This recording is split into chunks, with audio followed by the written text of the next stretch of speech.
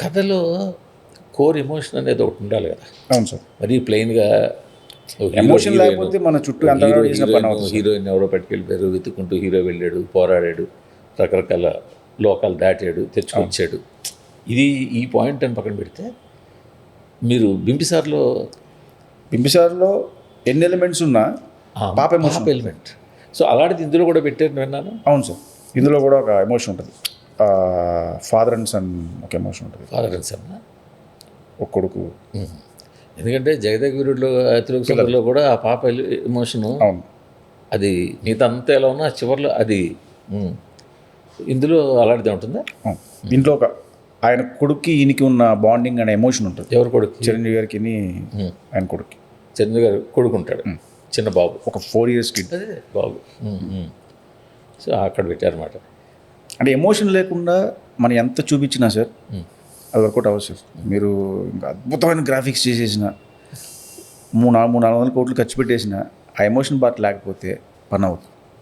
So నేను fantasy ఎంత నమ్ముతానో emotion పట్టుకుంటాను. అదే నేను అడుగుతున్నాను. అందుకనే, ఎందుకంటే ఆ సీన్లు చూసేసి అయిపోయిన తర్వాత మళ్ళీ ఇంకో సీన్ వస్తుందని చూడడం వేరు, కథతో మనం ట్రావెల్ అవ్వడం వేరు. అవును, అలా ట్రావెల్ అవ్వాలంటే ఆ ఎమోషన్ మనం త్రూ తీసుకెళ్ళాలి.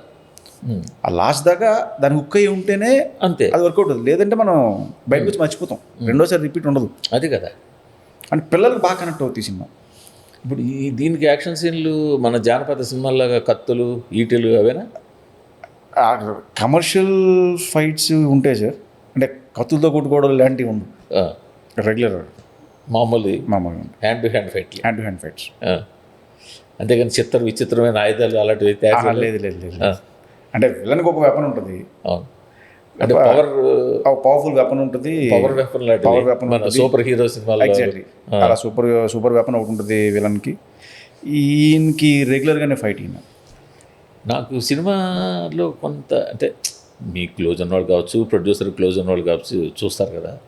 చూసిన వాళ్ళు చెప్పారు, 2 లోకాలు చూసాము, 2 లోకాలు చాలా అద్భుతంగా ఉన్నాయి అని చెప్పారు. అది నా యూజువల్గా కరెక్ట్గానే చెప్తాడు, నాకు చెప్పే అతను కరెక్ట్గానే చెప్తారు. అతను చెప్పింది అయితే అసలు చాలా టాప్ నాచ్లో చెప్పాడు. అసలు ఒక చిన్న ఎక్సైట్మెంట్తో చెప్పాడు. అంటే ఆయన తర్వాత నాకు కూడా ఫోన్ చేశారు. ఆయన ఎవరో నాకు ఎవరిదో పరిచయం లేదు. సడన్గా ఫోన్ చేసి అమ్మ ఇలాగమ్మా అన్నాడు. నేను షాక్ అయ్యా. ఇలా చూసామమ్మా, ఇలా విక్కీ గారు ప్రొడ్యూసర్ కలిసి చూసినట్టున్నారు. అది చాలా బాగుంది అన్నప్పుడు ఒక ఎనర్జీ వచ్చింది సార్. ఓకేరా అంటే ఫ్రెష్ ఆడియన్ అతను. సినిమాకి సంబంధించిన అతను కాదు, సినిమాకి పనిచేసిన అతను కాదు.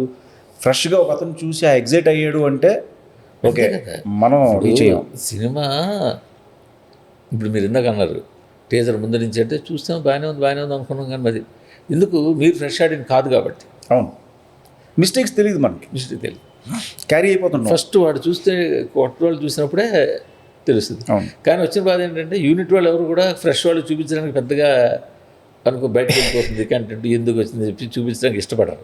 కానీ చూపించిన కరెక్ట్ సార్. ఫ్రెష్ అంటే నేను ఎవరో బయట అట్లా సినిమాకి సంబంధించిన ఇంట్లో వాళ్ళకి చూపించవచ్చు. ఎందుకంటే వాళ్ళు కొత్తగా వాళ్ళకి ఏది ఉండదు, చూస్తారు వాళ్ళు అది చూసినప్పుడు కనెక్ట్ అయ్యారంటే ఓకే మనం కరెక్ట్గా ఉన్నట్టు. ఆడు చూసి అటు ఇటు అంటే డౌట్ వస్తుంది మళ్ళీ. సో ఆ విధంగా చాలా హ్యాపీ నాకు ఆ రోజు. అండ్ తర్వాత చిరంజీవి గారు చూపించినప్పుడు ఆయన కూడా బాగా ఎగ్జైట్ అయ్యారు. ఓకే బెస్ట్ క్వాలిటీ అవుట్పుట్ వస్తుంది, హ్యాపీ అబ్బాయి. కీరవాణి గారు ఈ సినిమాకి ప్లస్ అవుతారా? 100% సార్. ఆయన ఇచ్చే ఆర్ఆర్ అంటే ఫస్ట్ హాఫ్ ఆర్ఆర్ స్టార్ట్ అయింది. పాటలు సార్ ఇప్పుడు బింబిసారా ఉంది, చేయించి మందిన సాంగ్ ఆయన ఇచ్చిన పాట చాలా, అండ్ బ్యాక్గ్రౌండ్ స్కోర్ ఆయన చేసిన సాంగ్స్, అండ్ ఈవెన్ రోలింగ్ టైడ్స్లో వచ్చిన సాంగ్ కూడా చాలా హై వచ్చింది. ఇందులో ఇంకా అన్ని పాటలు బయట ఇంకా రాలేదు. మేము రాముడి పాట ఒకటి ఇచ్చాం. అవును అంతే. ఇంకా మ్యారేజ్ సాంగ్ ఒకటి ఉంది, మాంటేజ్ సాంగ్ ఒకటి ఉంది. ఎన్ని పాటలు మొత్తం? 4. Only 4 songs. అంటే సిచ్యువేషనల్ సార్, సెపరేట్గా వెళ్ళి డాన్స్ నెంబర్స్ స్పెషల్ సాంగ్తో కలిపి 4 డాన్స్ నెంబర్స్ ఇలా కాదు, సిచ్యువేషనల్ సాంగ్స్. చిరంజీవి గారు ఒక డ్యూయట్ కూడా ఉండదా? డ్యూయట్ మాంటేజ్ రూపంలో ఉంటుంది. ఓకే,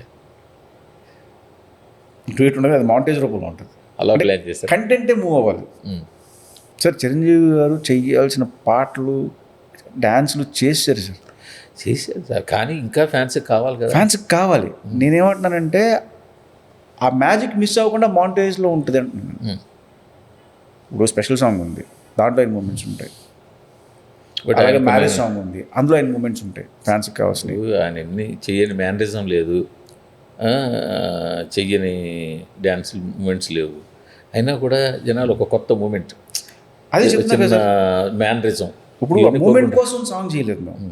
ఇప్పుడు మ్యారేజ్ సాంగ్ ఉంది, ఆ మ్యారేజ్ సాంగ్లో ఆయన మూమెంట్స్ ఉంటాయి, అది ఆయన గ్రేజ్, ఆయన మూమెంట్స్, అది ఫ్యాన్స్కి నచ్చుద్ది. అలాగే స్పెషల్ సాంగ్ ఉంది, అందులో ఆయన స్టైల్ ఆఫ్ మూమెంట్ ఉంటుంది.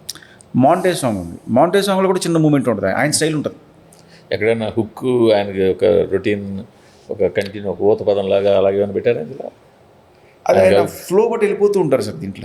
అంటే ఒకదానికి ఫిక్స్ అవ్వాల. ఇప్పుడు ఒక పదం ఫిక్స్ అయితే, ఇప్పుడు బాక్స్ బద్దలు అయిపోతుంటాం ఇలాంటివి అంటాం, అవి ఇవి. ఇందులో సిచ్యువేషన్ బట్టి ఆయన వేసుకుంటూ వెళ్తాడు.